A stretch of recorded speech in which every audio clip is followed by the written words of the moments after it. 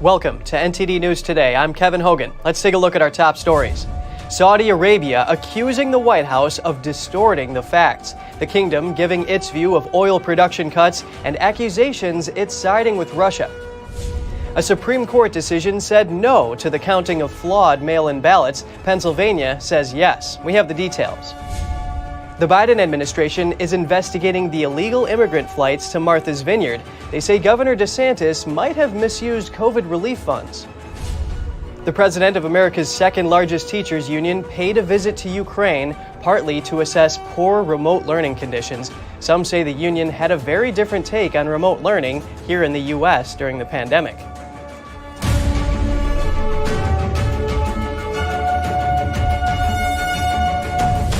A jury recommends life in prison for the Parkland school shooter. He pleaded guilty to 17 murders and 17 attempted murders during the 2018 shooting in Florida.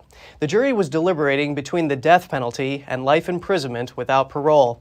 In Florida, the death penalty is only enacted if the jury unanimously agrees. They have to decide if the murders were particularly cruel or were cold and premeditated and not outweighed by mitigating factors. The prosecutor said that the shooting was a systematic massacre and pointed to social media posts from the gunman showing prior planning and insensitivity to the suffering of the victims and their families. The defense team said that the shooter has fetal alcohol spectrum disorder. They argued, quote, "In a civilized, humane society, do we kill brain-damaged, mentally ill, broken people?" Family members and jurors were tearful while the life sentence recommendation was read. From judgment to energy concerns, Saudi Arabia is accusing the White House of distorting the facts, specifically regarding oil production cuts and the kingdom's stance on the Ukraine conflict. NTD's Jessica Beatty has more on the U.S. dispute with its longtime ally in the Middle East. Saudi Arabia Wednesday night confirmed that the Biden administration did ask the kingdom to delay OPEC Plus's oil production cuts by a month, which would have put the announcement around or after the midterm elections. Earlier in the day, the White House denied reports that it asked to delay the cuts until after the elections. I certainly can't confirm that reporting. What I can confirm is that we conveyed a consistent message to the Saudis. Energy supply needs to meet energy demand. The White House said Biden officials have traveled to Saudi Arabia in recent months, not just in September or October. OPEC Plus announced the cuts on October 5th, and they'll start in November. The Saudi statement said the kingdom told the U.S. that postponing the OPEC Plus decision for a month, according to what has been suggested, would have had negative economic consequences. Another item of dispute, Saudi Arabia's stance on the conflict in Ukraine. On Tuesday, the White House said it believes the production cuts show that Saudi Arabia is siding with Russia, which is a member of OPEC Plus. But the Saudi government said it's not siding with Russia, and White House officials are trying to distort the facts. The kingdom said it supports UN resolutions regarding the Russia-Ukraine war, and it believes all countries should adhere to the UN Charter and international law. It also said it rejects any infringement on the sovereignty of countries. Saudi Arabia is an important U.S. ally. It's one of the biggest oil producers in the world. It's also key for stability in the Middle East. So a fallout could be bad for the United States. The kingdom stressed the importance of building on the fundamentals of the U.S.-Saudi relationship going forward, including mutual respect, enhancing common interests, and working towards peace and stability. Jessica Beatty, NTD News. More on this topic, the International Energy Agency warns the recently announced OPEC Plus oil supply cuts could push up energy prices and tip the world into recession. The agency said in a recent report that oil demand is falling as central banks hike rates to tame soaring inflation, deepening the economic slump. Last week, the OPEC Plus alliance agreed to slash oil output by 2 million barrels per day. The move delivered a blow to President Biden's pleas to the cartel to ramp up production. The White House then accused the alliance of aligning with Russia. The United Arab Emirates energy minister has said OPEC's decision was based on technical considerations and the decision was not political. And in regards to inflation, new data shows something you already know. High prices are hitting Americans hard. The Bureau of Labor Statistics shows people are still struggling with high prices. Overall consumer prices, an important measure of inflation, went up 4.4% in September, more than economists expected, and was up by 8.2% from the year before. As these numbers tick up, the Federal Reserve may continue with historic rate hikes. The Fed has already raised its benchmark interest rate 5 times this year, hoping to cool the economy by squashing demand. Moving on to elections, Pennsylvania says it will continue counting mail-in ballots arriving in envelopes with typos or incorrect dates. This after a Supreme Court decision threw out a lower court's ruling. The lower court allowed the counting of mail-in ballots where voters neglected to write the date on them. NTD's Daniel Monahan has more. The case concerned an unsuccessful Republican candidate for a judgeship in Pennsylvania, David Ritter. The justices vacated the lower court ruling as requested by Ritter. Ritter lost his 2021 election to a Democratic rival by 5 votes after 257 absentee ballots without date notations were counted. The High Court's action meant that the lower court ruling could not be used as a precedent to allow the counting of ballots with minor flaws. This in the 3 states covered by this regional federal appellate court, namely Pennsylvania, New Jersey, and Delaware. Pennsylvania's election laws have long compelled voters to include a signature and date on the outside of return envelopes when voting by mail. However, a Pennsylvania official issued a statement saying, quote, "Every county is expected to include undated ballots in their official returns for the November 8th election, consistent with the Department of State's guidance." That guidance followed the most recent ruling of the Pennsylvania Commonwealth Court holding that both Pennsylvania and federal law prohibit excluding legal votes because the voter omitted an irrelevant date on the ballot return envelope. The official continued that the U.S. Supreme Court's ruling provides no justification for counties to exclude ballots based on a minor omission, and we expect that counties will continue to comply with their obligation to count all legal votes. Daniel Monahan, NTD News. In other news, a Texas woman who wore a Trump 2020 flag during the January 6th Capitol breach was sentenced to 90 days of home detention. A judge says she should have exercised better judgment.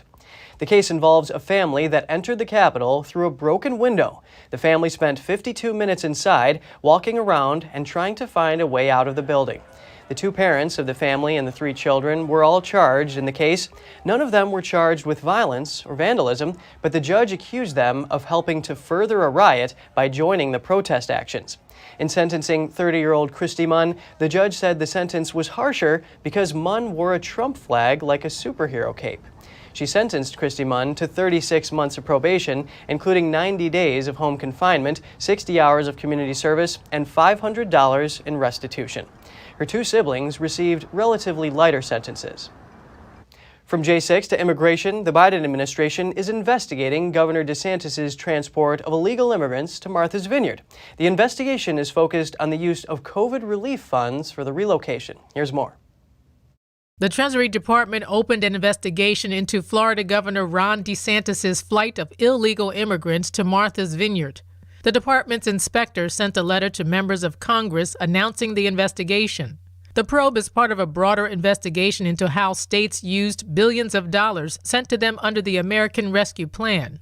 The letter states that the Treasury Department would review the allowability of COVID-19 aid to states related to immigration generally and will specifically confirm whether interest earned on the funds was utilized by Florida related to immigration activities, and if so, what conditions and limitations apply to such use. The letter came in response to several House members who wrote to the Treasury Department in September demanding an investigation. About 50 illegal immigrants from Venezuela were flown to Martha's Vineyard, and the Florida government took credit for it. Hours after the illegal aliens were sent to the island, the Massachusetts governor's office deployed the National Guard before sending the illegal immigrants to a military base on Cape Cod. Governors Greg Abbott of Texas and Doug Ducey of Arizona have been using buses to transport illegal immigrants to Democrat-controlled areas. They say it's in protest of what they call President Biden's inadequate policing of the U.S.-Mexico border. The Democrat city of El Paso, Texas, has also sent thousands of migrants to New York City in recent weeks. Going overseas, some school kids in Ukraine are allegedly studying remotely from bunkers after recent Russian attacks. Now, the president of America's second largest teachers union is in Ukraine to assess the poor remote learning conditions. Randi Weingarten leads the 1.7 million member strong American Federation of Teachers, or AFT. She departed on a trip to Ukraine in the wake of a new Russian missile blitz targeting major cities across the Eastern European nation. She tweeted, "This Russian attempt to frighten civilians and the effect on children who are learning online today is why this Ukraine trip is so important." Weingarten again pointed out the fact that Ukrainian children are learning remotely in this video posted by the AFT. The schools are closed. Children are learning remotely or in bunkers right now. According to the AFT, she was planning to donate children's books and school supplies on her visit. However, her advocacy drew criticism on social media, with many saying that her organization made it harder for schools to reopen for in-person instruction during the pandemic. A senior fellow at the American Federation for Children wrote, "You fought to keep schools closed for over a year, and now you're concerned about remote learning. In Ukraine?" Republican strategist Matt Whitlock wrote, "In Ukraine, kids got stuck with extended remote learning because of an actual war. In America, kids got stuck with extended remote learning because of Randi Weingarten." A publicized email exchange between the AFT and the CDC shows that the union successfully lobbied the CDC to modify its school reopening guidelines, which allowed teachers and staff living with a high-risk person to work remotely. The AFT also demanded that schools in communities with a lot of COVID cases stay closed pending updated guidelines. However, Weingarten indicated that circumstances and safety measures didn't allow school opening at the time. NTD reached out to the AFT for comment, but didn't hear back before broadcast. And coming up, no-knock warrants are back in the spotlight. A new report finds, in addition to the risks to civilians, officers are twice as likely to be injured or killed. We hear from the organization about their finds just after this break.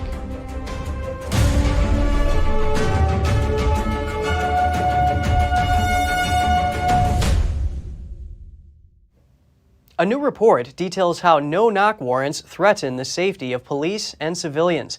The method is used to take advantage of the element of surprise, but not without consequences. Joining us now is Nino Marchese. He's the author of this new report and the Criminal Justice Task Force Director at the American Legislative Exchange Council. Pleasure speaking with you, Nino. Hi, Kevin. Good morning. Thank you for having me. Now, can you tell us more about your council's first-of-its-kind report on no-knock raids, specifically in terms of risk, controversy, and constitutionality? Sure. So this is the first time the American Legislative Exchange Council has really taken an interest in this issue. We've seen this come up all over the country ever since the unfortunate Breonna Taylor botched raid in 2020, Amir Locke just earlier this year. So we hear a lot of talk about why these raids are dangerous, but not so much as to the specifics to why. And something we wanted to point out is that they really are inherently double-edged swords. I think we know how there can be confused situations and opportunities for misunderstanding when police may not going to announce their presence before executing a search warrant, specifically dangerous to civilians. But these are also very dangerous for police officers as well, given the situation that they create for confusion and potential violence. You mentioned how this is a double-edged sword. You know, since the start of the pandemic, violence crime has risen to dangerous levels not seen in 2 decades, and that's all putting Americans at greater risk. Law enforcement's use of no-knock raids is becoming more frequent. What does your report find as far as the unintended consequences for both police officers and civilians? Well, mainly just how likely the potential for unnecessary violent conflict really is with these raids. Take a search warrant. It's a very standard practice that police operate. It's non-controversial. It's constitutionally authorized and permitted for law enforcement to go to a judge to sign off on a search warrant. There's no problem with that. It's following the process perfectly. The issue is when police don't knock and announce their presence, and then they enter someone's home, especially late at night, with that intention to get that element of surprise. People don't know who's coming into their homes, and they're reasonably mistaking them for criminal intruders. So now you have two opposing forces, almost. The law justly and constitutionally exercising their process, and then also civilians who are presumed innocent. They may not even be the subject of an investigation if they're in the home that the warrant's being executed on. And there's this realm where the conflict is potential for conflict rather is so high. And so police officers, unfortunately, they're being harmed because of these situations. People are mistaking them for criminal intruders and deciding to protect themselves and their lives. And police officers are responding appropriately by executing their warrants and also defending themselves in those dangerous situations. Certainly that does put these officers in a dangerous situation. Now, I want to know, how has your report created a bipartisan atmosphere around this? I mean, how have you gotten conservatives to listen in? Right. That's a great point. I think we hear a lot of people on the left or Democrats kind of talk about this issue among the various other police reform initiatives and efforts.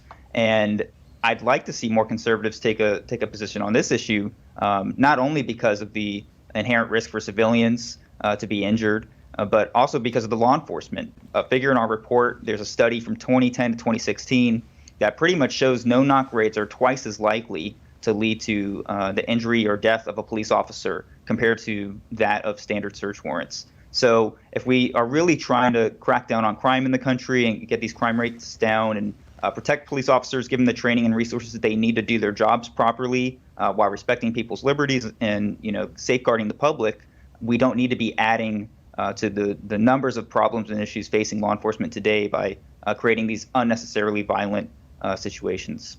Very important issue. Hopefully something can be done. Nino Marchese, American Legislative Exchange Council, great to have you on today. Thank you for having me. Credit card details from over 1.2 million people worldwide were leaked onto a dark web site called Bidencash. The leaked database contains card numbers, expiration dates, CVV numbers, and emails of consumers.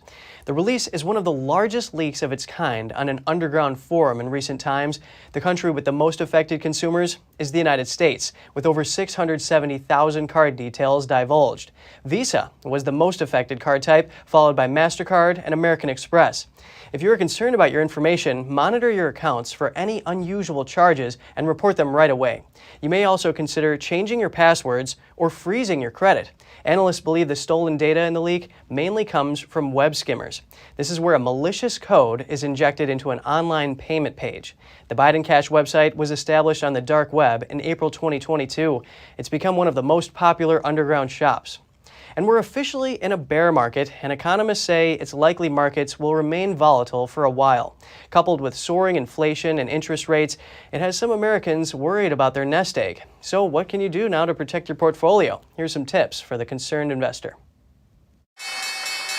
Anxiety is high for both investors on Wall Street and Americans trying to protect their retirement and savings in this bear market, meaning many stock prices are falling and driving down Americans' wealth. What I see for a lot of people is panicking. Should I even be investing in the market? And it comes as Americans continue to face soaring inflation and interest rates, a mix that has consumers concerned. Folks are really struggling to make ends meet, and then the idea of putting money into the market when it's so volatile at this point, I think it's causing a lot of people a lot of anxiety. Money expert Janice Torres has these 5 tips to protect your nest egg. Number 1, check your existing assets and be realistic about how much you're investing. I like to tell folks, don't invest any money that you don't need for at least 10 years. 2, prioritize your emergency fund. Cash is king for rainy days ahead, so have a good cushion to weather any potential financial storm ahead. There's a lot of possibilities for folks to lose their jobs. Increasing your cash savings in case you do end up losing your job is a great position to be in. 3, reconsider your contributions to your 401k and Roth IRA and other retirement accounts, and make adjustments to make sure you can boost your cash savings. Number 4, if you're in good financial footing, then this may be a good time to take advantage of the volatile pricing of the stock market. When things are on sale, it's a great time to buy. As a consumer, we like to buy things on sale, and so the stock market is pretty much the same concept. And finally, stay calm. Avoid checking your accounts too much if it's causing you panic.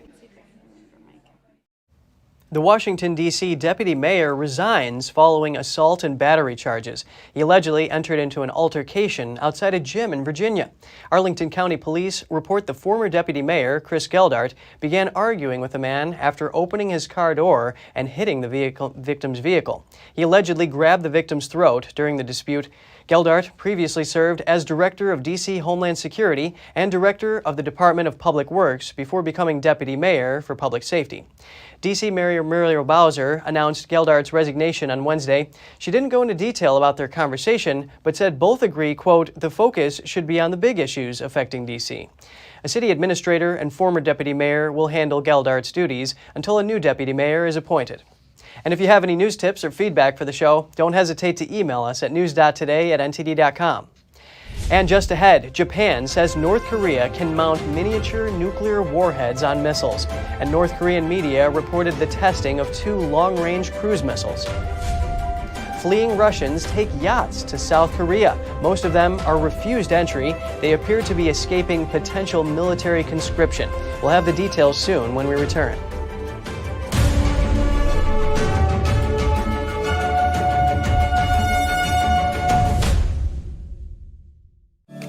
Welcome to RenBiz.com, the education and career program where parents rule. We replace public schools and universities. We are for ages 6 to 100. Never any big student loans with us. You graduate with a traditional diploma, a university degree, and your own family business. Adults returning to obtain better careers. Parents looking for better academic and career opportunities for their kids. At Business Occasion, you spend 50% of your time on traditional education and 50% on business education, including setting up your own family business. Learning is in your small, in-person pods of 6 to 10 students. At Renaissance Business Occasion, aka RenBiz.com, graduation means you have a degree and your own family business. Like education always should have been, a transition to getting a career.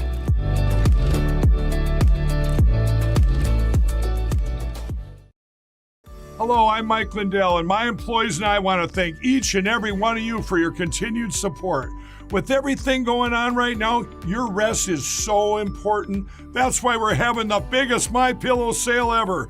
Not only are my bed pillows as low as $19.98, but you can get the best body pillows ever. Regular $89.98, now only $29.98. Take your rest on the go with our Roll and Go Anywhere MyPillows for only $14.98.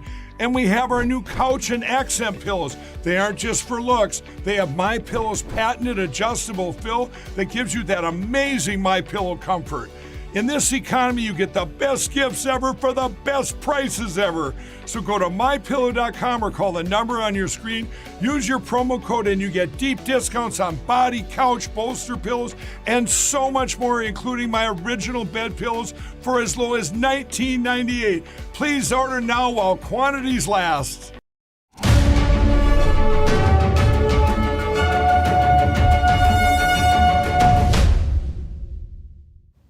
Welcome back. Miniature nuclear warheads. Japan's defense minister said today he believes North Korea can mount them on missiles. And Pyongyang state media reported today that the North has test-fired 2 long-range strategic cruise missiles capable of carrying nuclear weapons. North Korea says it successfully test-fired cruise missiles that can carry nuclear weapons. State media reported on Thursday, leader Kim Jong-un oversaw the launch of 2 long-range strategic cruise missiles and called it a test to, quote, confirm the reliability and operation of nuclear-capable weapons deployed to military units. The Korea Central News Agency, or KCNA, said the test launch was held on Wednesday, adding that the 2 missiles clearly hit the target 1,240 miles away. KCNA said the exercise was aimed at, quote, enhancing the combat efficiency and might of cruise missiles deployed to the Korean People's Army for the operation of tactical nukes. Pyongyang first tested a strategic cruise missile in September 2021, which analysts at the time saw as possibly the country's first such weapon with a nuclear capability. Wednesday's test confirms that nuclear role and that it is operational. Adding to concern in the region, Japan's defense minister told the Japanese parliament on Thursday North Korea has likely achieved the capability of mounting miniaturized nuclear warheads on missiles that could reach as far as Japan. And over in Japan, the Japanese space agency failed to launch a rocket on Wednesday. It was the country's first failed launch in nearly 20 years. Officials say the Epsilon 6 rocket experienced an unidentified abnormality shortly after takeoff. The agency sent a self-destruct signal after deciding that the rocket was not able to fly safely and enter orbit.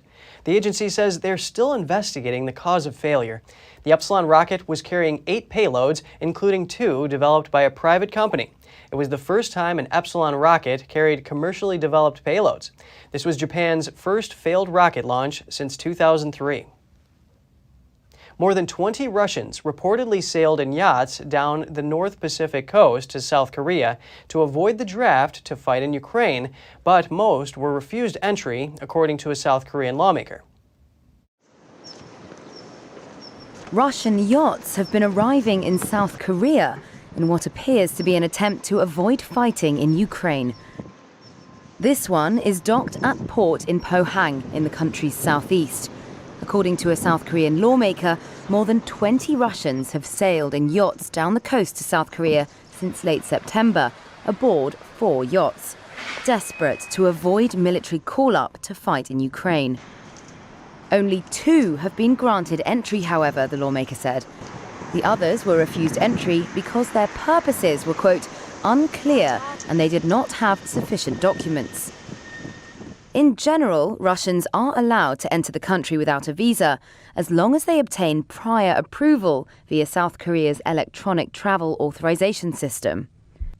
There's been an exodus of conscription-age men from Russia since President Vladimir Putin ordered a partial mobilization in September. Most have fled by road, rail and air to Europe and neighboring former Soviet Union countries like Georgia, Azerbaijan and Kazakhstan. Here in Pohang, 2 crewmen believed to be Russian were seen on the vessel. Reuters was unable to independently verify the purpose of the Russian yacht's visit, but most of the residents here believe they fled the call-up. It is rare to see foreign yachts here. It has been a while since that yacht came in. It has a Russian flag on it. I think they fled from the call-up. Taiwan is now reopened to visitors. Dozens of excited tourists from Thailand were the first to take a trip. They were given an extra special welcome by officials with cuddly teddy bears. The tourists stepped off the plane on Thursday shortly after midnight local time. Officials handed out a specific stuffed animal, Taiwan's endangered black bear. The bear is known for its black fur and white collar. Taiwan is one of the last countries to lift entry and quarantine rules, as large parts of the rest of Asia relaxed or lifted them completely. The island announced last month that it planned to finally end its mandatory COVID-19 quarantines this month. Some rules remain, including a requirement for people to monitor their health for 7 days after arrival and perform rapid tests on themselves. Prior to the pandemic, Taiwan was a popular tourist destination, especially for travelers from Japan, South Korea, and Southeast Asia. Tourists are usually attracted by the island's cuisine and natural beauty. And still to come, a former French member of parliament who ran for president speaks out, saying the COVID-19 vaccine left him needing open heart surgery. And Hungary's thermal baths have fallen victim to Russia's energy war. Rocketing gas bills are now crippling the centuries-old industry. More shortly here on NTD News Today.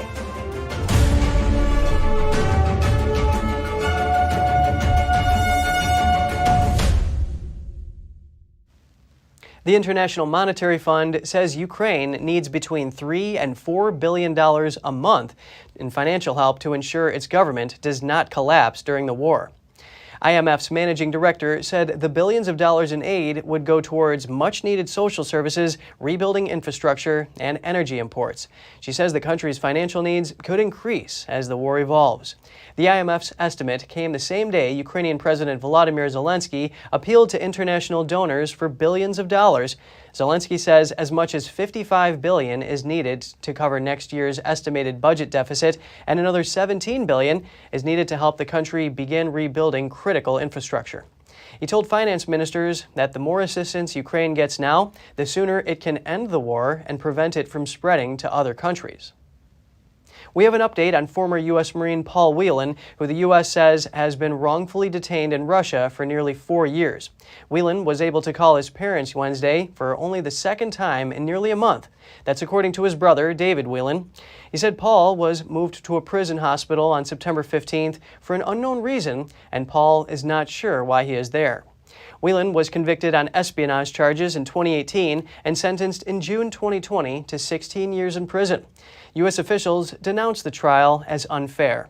The Biden administration has proposed a prisoner swap for the release of Whelan and women's basketball star Brittany Griner. Griner was sentenced in August to 9 years in jail after pleading guilty to drug smuggling. She was carrying less than a gram of cannabis oil in her luggage. U.S. officials have said they've received little meaningful response from Russia on the proposed deal. And over to an oil pipe leak in Poland. There are no signs so far that the leak was caused by interference from a third party. That's according to Poland's pipeline operator. A spokeswoman says that the company's technical services are working to restore the pipeline section as soon as possible. The leak means less Russian oil is making it to Germany through Poland. Europe is on high alert over its energy security as Moscow's invasion of Ukraine has cut gas supplies. Europe is also keeping an eye on the integrity of its energy infrastructure. That is on account of the major leaks found last month in the Nord Stream 1 and 2 gas pipelines. Both the West and Russia have blamed sabotage. A former French member of parliament says he nearly died from a COVID-19 vaccine, and he questions if the French president is vaccinated. NTD's France correspondent David Vives sent us this report. Jean Lassalle was a member of the French parliament for 20 years and once ran for president. In a recent interview, he told NTD France that he decided to get the COVID vaccine to be an example to others. This was a time when Mr. Macron, Boris Johnson, and all the others, like the president of Russia, rolled up their sleeves. We saw people making appeals in front of the public, urging them to get vaccinated. I also wanted to do this. Lassalle says he felt gravely ill after the shot. It was the time when the re-election campaign for members of parliament began. He decided not to run due to his health issues, including an open heart surgery. This vaccine, I didn't get COVID. I got the Johnson & Johnson vaccine, which almost killed me. It deformed my heart. I have had 4 operations since January the 3rd of this year. The surgeon succeeded in putting my auricles in place to make them work normally. Otherwise, I would surely be dead. An excerpt of the interview has been trending on Twitter since Sunday. Lassalle says French President Emmanuel Macron and other members of the government lied about their vaccination status. I was an MP, and I didn't want to give the impression that I wasn't doing my job. And I didn't know at the time that Emmanuel Macron wasn't vaccinated. I didn't know at the time that most of the members of the government weren't vaccinated. And I didn't know that a significant number of my fellow MPs weren't either. Macron said he was vaccinated on May 31st of last year. However, health insurance figures show that the president got the jab on July 13th, one day after he announced that vaccination would become mandatory for the French people. The Élysée Palace said this was a data entry error and that Macron was indeed vaccinated on May 31st. According to the Putsch media outlet, Lassalle's words are important as they address what it calls an explosive situation of vaccine side effects. Regarding Lassalle's claims, the Élysée Palace didn't respond in time for broadcast. David Vives, NTD News, Paris. German prosecutors say they've charged a German man with several sexual offenses they believe he committed in Portugal between 2000 and 2017. The 45-year-old man is a suspect in the Madeleine Mccann case. The prosecutor's office said the charges included aggravated rape and sexual abuse of children, and that the investigation into the disappearance of Madeleine Mccann continues. Convicted child abuser Christian Bruckner is behind bars in Germany for raping a 72-year-old woman in the area of the Algarve, where Madeleine was missing in 2007. He was formally identified as a suspect in the Mccann case in April. Investigators believe he killed the then 3-year-old British girl after abducting her from a holiday apartment in 2007. What happens in Ukraine is affecting the cave bath industry in neighboring Hungary. A centuries-old attraction has yielded to a modern crisis, soaring energy prices. The thermal springs of Mosquito Cave have delighted generations of Hungarians, even since before Roman time. But just this week, operator Miskolci Fjorduk made a tough call to end their business indefinitely. We have to close the cave bath, and there's one single reason for that. Our gas usage in the 3 months, from October to December, will cost an additional 61 million forints. Just these 3 months alone. At the public gas procurement, we didn't get a 6.8 times higher price, but a 9 times higher price. The ancient cave features 5 bathing halls and a labyrinth of passages with massage jets and echo chambers. Aside from naturally heated waters, the venue also relies on gas to bring up the temperature in pools and caves. This has translated into crippling bills with Russia's invasion of Ukraine and the energy war, a plight shared by other businesses in Europe and beyond. Visitors are clutching what might be their last chance to bathe in the waters, though some still hold on to a sliver of hope. We are very sorry that it's closing. We were very surprised to hear the news that this big pleasure bath will close. I would like to go and protest so that it doesn't get shut down. But somehow a solution should be found so that it can continue to operate. Others are concerned about the closure's ripple effects, especially nearby hotels and guest houses. The hotels and pensions will go bankrupt as they are dependent on this. And now everyone will be done after this. I think, unfortunately, there will be many more closures like this in the future. So we are trying to make use of what we can before it happens. The Hungarian government is bailing out small and medium-sized enterprises in the manufacturing center. But financial support does not yet cover the service sector. Data shows that Miskolci Fjorduk has been in the red over the past 4 years. For a company still reeling from the COVID-19 slump, the higher gas bills may be the last straw. If you have any news tips or feedback for the show, don't hesitate to email us at news.today@ntd.com. And still to come, a Japanese cosmetic company produces a new mosquito repellent. It's part of an effort to combat dengue fever and other mosquito-borne diseases in Thailand. And researchers in Malaysia create a new device to help workers harvest fruit from oil palm trees.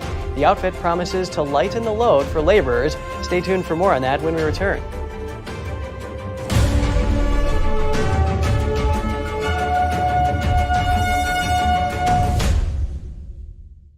As Americans, it seems like other people have been telling us what to do, how to live, and how to think. But that's not how we founded the greatest nation on earth. During times of powerlessness, we found power. And we found power through taking action. Through action, we find solutions. And through solutions, we find freedom. The supply shortage has made it harder than ever to keep your shooting skills sharp at the range. Introducing Strikeman, a laser firearm training system that allows you to practice your shooting skills at home without wasting a dime on ammo. Using our laser cartridge, target, phone mount, and award-winning phone app, become a proficient shooter in under 2 weeks. Create training templates with firearm drills, and get live feedback with progress tracking on your shot accuracy and shot times. Beat personal records and compete with friends and family to crown the best shooter in the group. Put the power back in your hands with Strikeman. We're entering an unprecedented period of economic turmoil. The economy is unstable, our government is in shambles, and the global war on energy has created a domestic crisis. Americans need a way to protect their financial future. One way to ensure your wealth in retirement is by purchasing physical gold and silver. We can help. You can roll any part of your retirement account into a gold or silver IRA. Better yet, you can open a gold or silver IRA in 5 minutes or less using our online application. Preserving your family's financial legacy is a choice that's always available to you. And when you're ready, we're here to help. Call us and speak to one of our IRA professionals Let's build your financial legacy together. GSI Exchange, wealth for generations to come.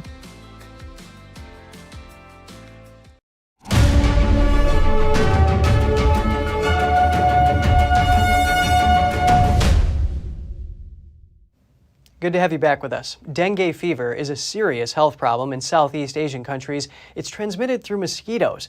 NTD's Andrew Thomas has the details on a new mosquito repellent.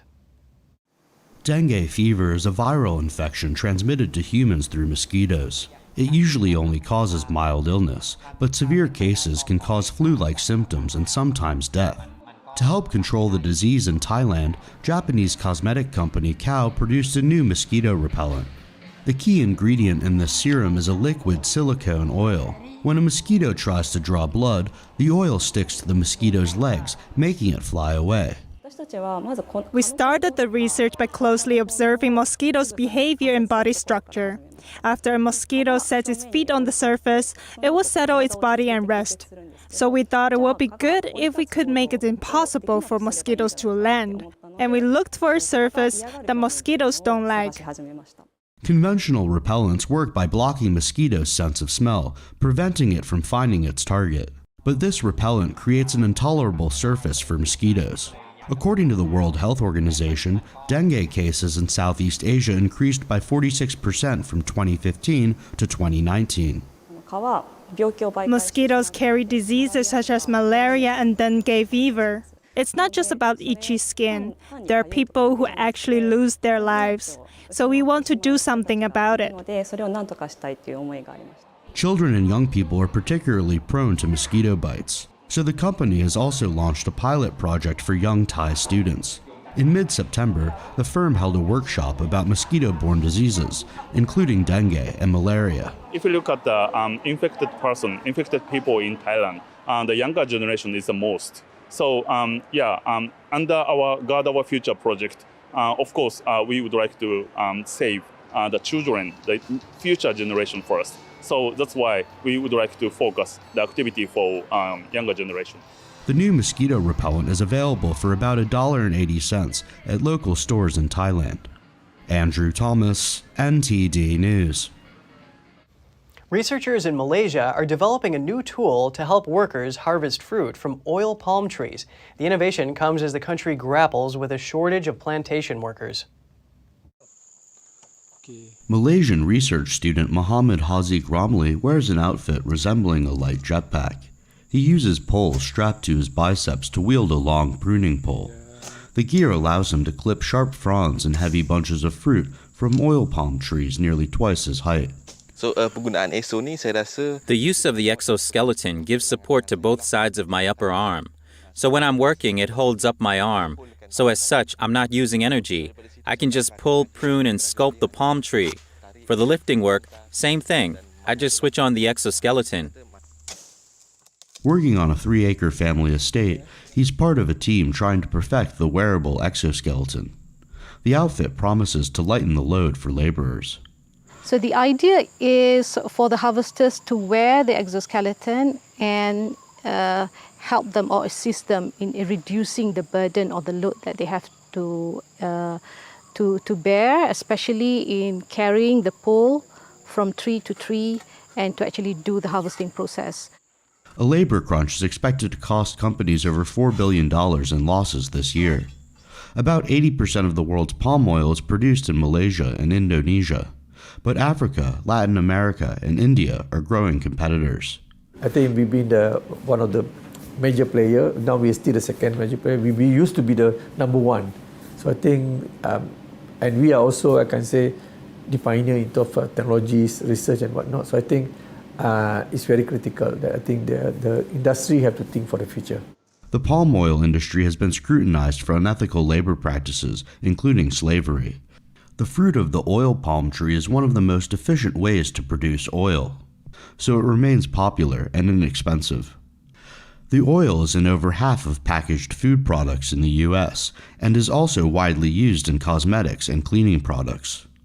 Andrew Thomas, NTD News.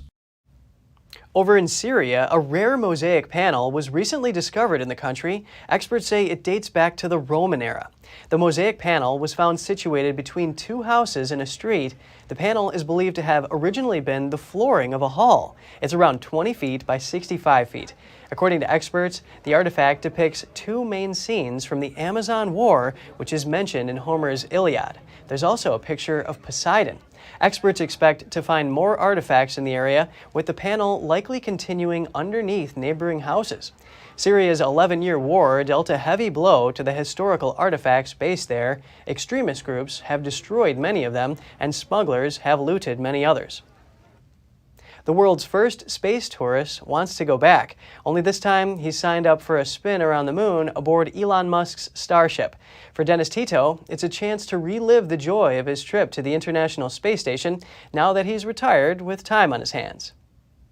I've saved up my money over the years, and this is one of the things I'm doing, just like somebody else might be going skiing or whatever else. But I do feel that there is tremendous value to society in what we're doing. Tito's week-long moonshot, its date to be determined, and years in the future will bring him within 125 miles of the lunar far side. He'll have company, his wife and 10 others willing to shell out big bucks for the ride. Tito won't say how much he's paying. His Russian station flight cost $20 million. The 82-year-old is actually the second billionaire to make a Starship reservation for a flight around the moon. A Japanese fashion tycoon announced in 2018 that he's buying an entire flight so he can take 8 or so others with him. The two men both previously flew to the space station from Kazakhstan atop Russian rockets 20 years apart. And coming up, zoos in Northern California forage in local neighborhoods to help feed their animals. They're gathering tasty plants like eucalyptus and acacia leaves. In the Pacific Northwest, at this time of year, a peculiar sound can be heard, and it means bull elk are ready for a big competition. Stay tuned for more in just a minute.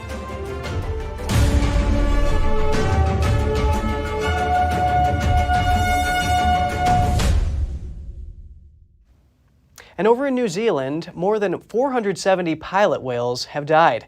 This is after they stranded themselves on 2 remote beaches. None of the stranded whales could be refloated, and all died either naturally or were euthanized.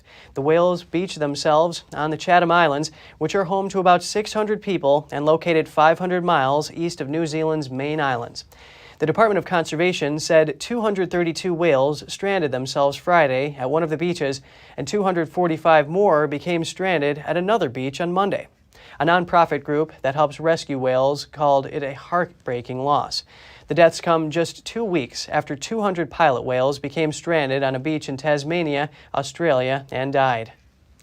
And zoos in Northern California are turning to foraging local plants to help feed their animals. NTD's Andrew Thomas has more on what's on the menu. Jorge Trujillo is gathering eucalyptus leaves around San Francisco. He works for the city's zoo and is collecting the tree cuttings for koala bears. Sometimes we struggle very much, especially in the winter. It's kind of difficult to find the eucalyptus. In the summer, it's a little easier to find it. Eucalyptus leaves are the main diet for the koalas. Koalas can eat more than 2 pounds of the leaves a day, but it's expensive to ship and only lasts for a day or two once it's unfrozen. So eucalyptus is the only thing that they eat. It is their sole diet, but what a lot of people don't know, it's also where they get their water from. So most of the eucalyptus have between 40 to 70% water in the leaves, so a truly healthy koala will not need to drink from a water source. The San Francisco Zoo says it now gathers more than 60 tons of plants from city parks each year to help feed its 2 koalas. That's one of the limiting factors with having koalas is just how much they eat, because since they only eat that new growth, you offer them a lot and they eat very little of it. So it's a huge financial output if you live in a place that eucalyptus does not grow abundantly. Other zoos also forage for local vegetation to feed a variety of animals. In Oakland, a local tree trimming crew removes limbs from acacia trees. The leaves are a favorite of the zoo's 5 giraffes. Giraffes out in the wild can eat about 75 pounds of food a day. They are walking miles and miles, expending a lot of energy, so they need to eat a lot of food. And while we can't sustainably grow that here ourselves, we look to the community for help. The zookeepers say foraging became vital during the pandemic, as zoos across the country struggle to afford food for their animals. Andrew Thomas, NTD News. We're now well into the fall season, and in the Pacific Northwest, that means an eerie sound likely fills the air. It's the sound of bull elk bugling. Here's more.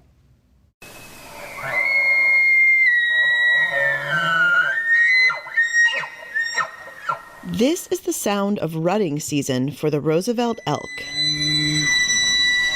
Skylar King is a keeper at Northwest Trek. You can hear the bugling, this kind of high, keening call that sounds very eerie. If you didn't know what it was, you would not put it to the animal that it comes from.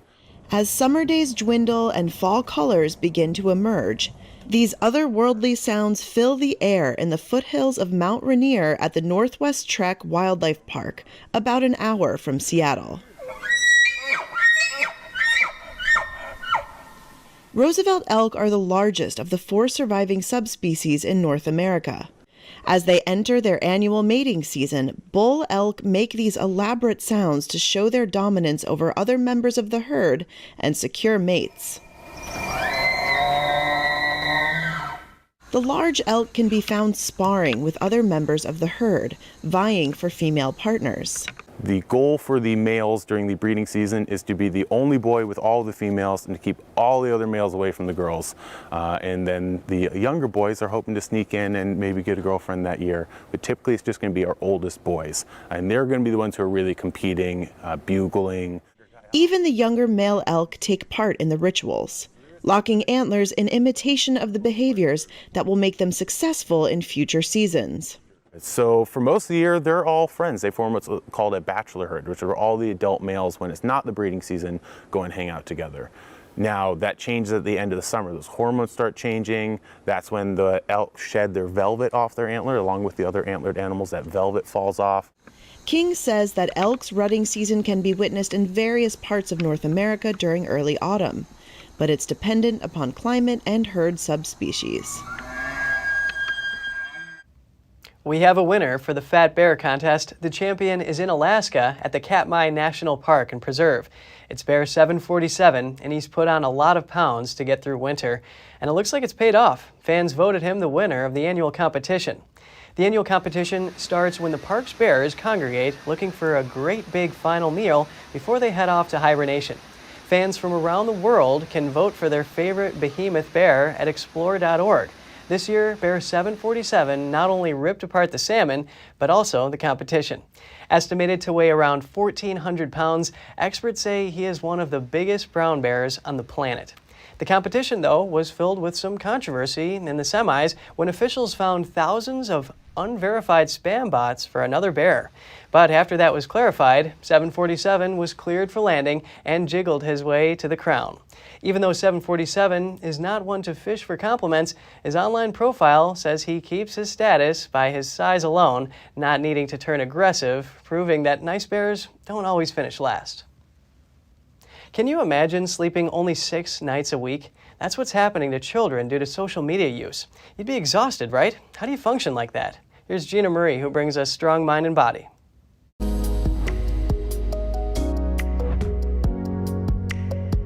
Children are losing the equivalent of 1 whole night's sleep because of increasing social media use. New research by a university in the UK revealed this disturbing trend. The recommended sleep time for 10 and 11-year-olds is 9 to 12 hours a night. For the 60 school children studied, they're getting only 8.7 hours a night. Side effects the kids experienced were higher levels of FOMO, or fear of missing out, anxiety, and bad sleep. During the lockdowns, phones were useful to maintain contact with peers. The connectedness was helpful. Research started when schools reopened and tested children's nighttime routines and sleep quality.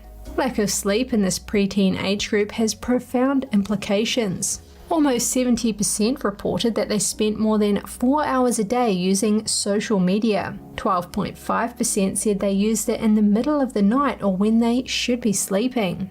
Let's take a look at some of the apps that the children used. 89% used TikTok, 84% used Snapchat, 84.5% used YouTube, and 57% used Instagram.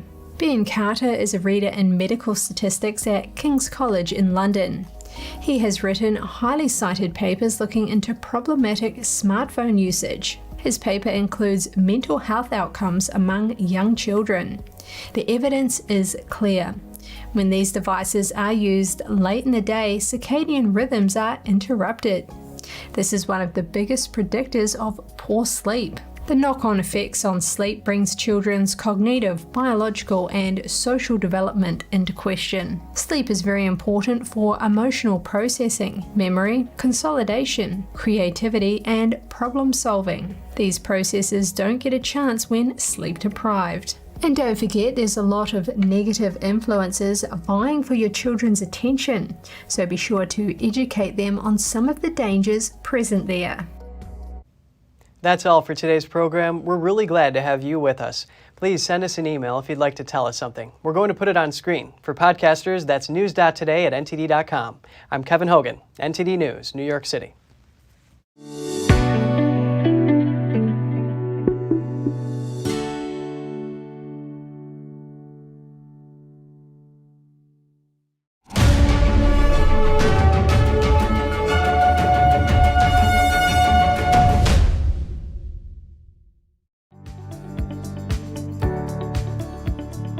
Know YouTube only keeps selective videos on its platform. So if you want to make sure you get the full picture, just subscribe to our newsletter. Go to newsletter.ntd.com and sign up. It's free.